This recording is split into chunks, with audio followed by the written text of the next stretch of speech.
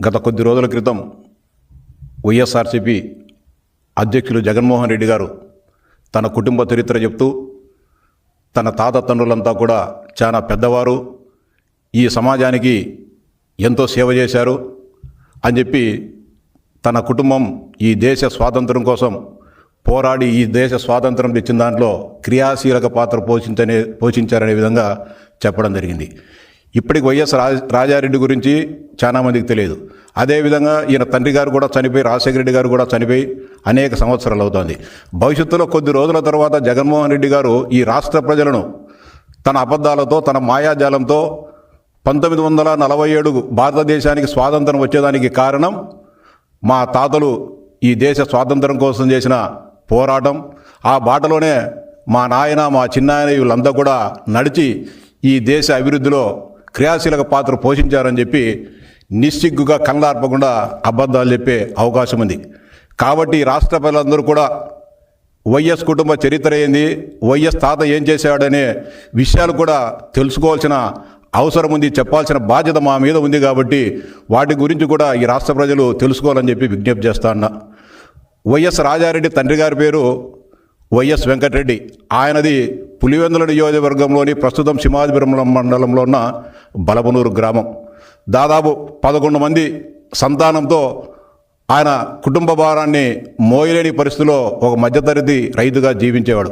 అదే సందర్భంలో ముఖ్యంగా రాయలసీమ ప్రాంతాల్లో కరువు కాటకాలు ఉండడంతో ఆయన తన పిల్లలను చదివించుకోవడానికి అనేక రకాలుగా ఆర్థిక ఇబ్బందులు పడే సమయంలో బ్రిటిష్ మిషనరీస్ సంబంధించిన ఫాదర్లు, అంటే క్రైస్తవ మిషనరీలు భారతదేశంలో అనేక మందిని, అంటే పేదరికాన్ని ఆసరా చేసుకొని వారికి ఏదో విధంగా ప్రలోభపెట్టి వారిని క్రైస్తవ మతంలోకి చేర్చుకునే కార్యక్రమాన్ని అతి వేగంగా జరిపే పరిస్థితులలో వైఎస్ వెంకటరెడ్డి గారు కూడా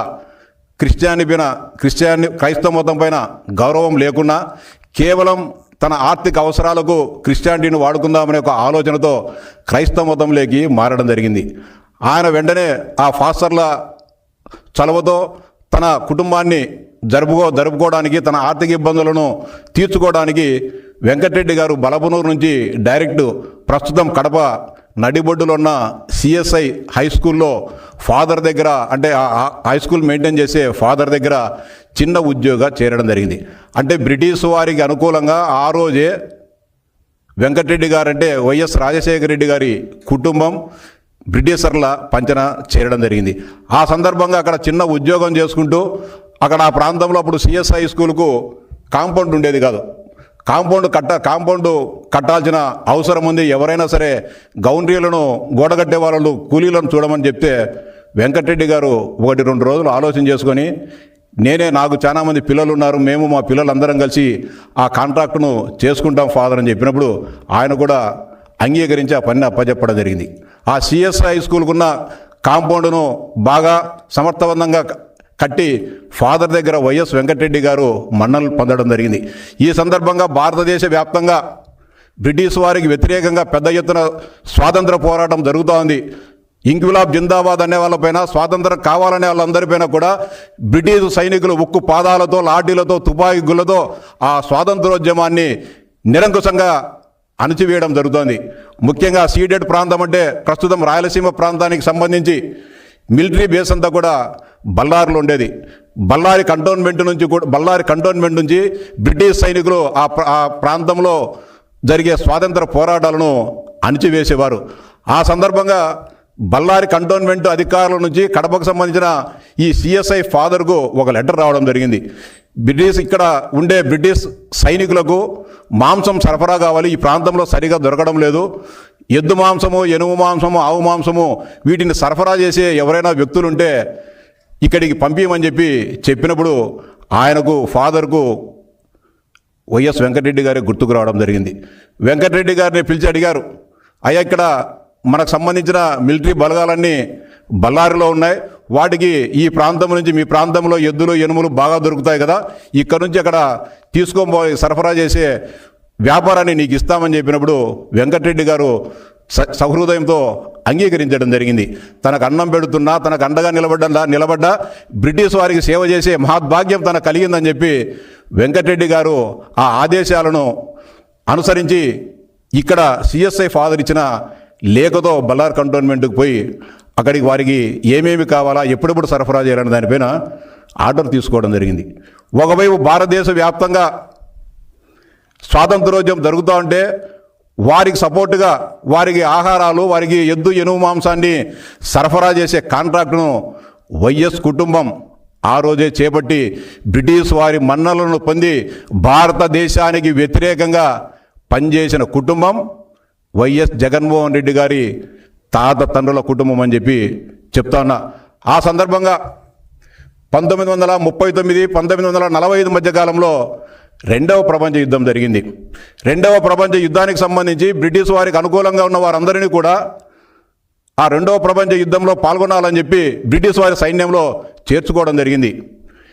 ఈ వాస్తవం చాలామందికి తెలియకపోవచ్చు. జగన్మోహన్ రెడ్డి గారికి కూడా తన తాత స్వాతంత్ర సమరయోధుడనే భ్రమలో ఉన్నాడు కాబట్టి ఈ విషయం తెలుసో లేదో ఒకసారి మీ కుటుంబంలో ఉన్న పెద్దలను అడిగి తెలుసుకోమని చెప్పి విజ్ఞప్తి చేస్తా ఉన్నా.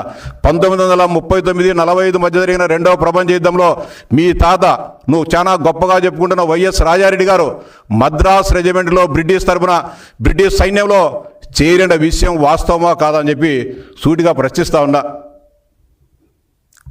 మద్రాస్ హైకోర్టు పైన జపాన్ వారు బాంబింగ్ వేసినప్పుడు ఆ బాంబులు వేసిన దానికి భయపడి ప్రాణభయంతో బ్రిటిష్ మిలిటరీ నుంచి పారిపోయి ఇంటికి కూడా రాకుండా ఉన్న విషయం వాస్తవమా కదా జగన్మోహన్ రెడ్డి అడిగి తెలుసుకోమని చెప్పి, మీ చరిత్రను అడిగి తెలుసుకోమని చెప్పి విజ్ఞప్తి చేస్తా ఉన్నా.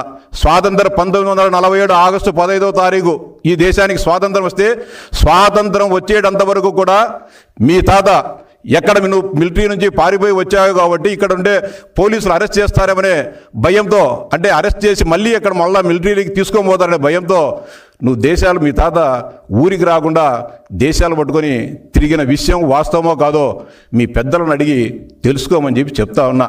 అంటే ఇంత ఘనమైన చరిత్ర భారతదేశానికి వ్యతిరేకంగా ఉన్న మీరు ఈరోజు మేము దేశభక్తులం, ఈ రాష్ట్ర భక్తులం, ఈ రాష్ట్ర అభివృద్ధి కాముకులం అని చెప్పి మీరు మాట్లాడుతూ మీ ఇంత నీచ చరిత్రను ఇంత మీరు గొప్పగా చెప్పుకుంటున్నారు. ఇది వాస్తవమా కాదు అడుగు. బ్రిటిష్ వారికి అనుకూలంగా మీ కుటుంబం పనిచేసిందే లేదా, ఇది వాస్తవం నేను చెప్పేది. యాజ్ పర్ రికార్డ్స్ ఉన్నాయి, మీరు కావాలంటే తీసుకోండి. మీ తాత పని చేశాడా లేదా, మీరు బ్రిటిష్ వాళ్ళ దగ్గర లేచా లేదా. ఈరోజు సిఎస్ఐ స్కూల్లో కూడా ఉన్న పాత రికార్డులో ఎడుగూరి సందింటి వెంకటరెడ్డి అక్కడ ఉద్యోగం చేశాడా లేదా స్వాతంత్రానికంటే ముందు అనే విషయం ఈరోజు కూడా రికార్డులో ఉన్నాయి. కావాలంటే నీ మనుషులు పంపించి వెరిఫై చేసుకో జగన్మోహన్ రెడ్డి అని చెప్తా ఉన్నా.